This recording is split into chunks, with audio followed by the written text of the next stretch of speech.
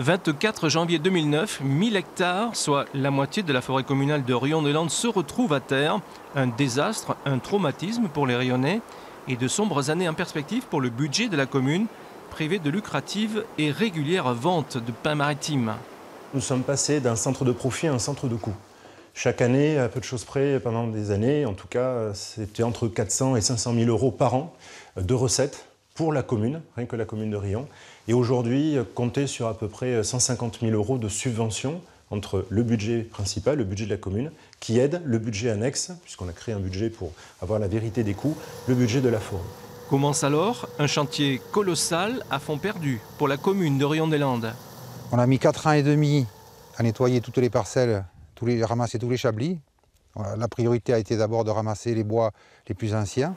Depuis 2014, la municipalité a décidé de reconstituer son capital forestier au rythme de près de 200 hectares de plantations par an. Ce jour-là, les responsables de la forêt communale de Rion-des-Landes viennent vérifier le bon état sanitaire d'une parcelle de 60 hectares replantée il y a 5 ans.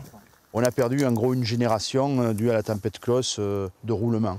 Et on va être obligé de reconstituer des roulements, c'est-à-dire casser le cycle sur 4 ou 5 ans pour pouvoir retrouver un équilibre et à la fois écologique et à la fois financier.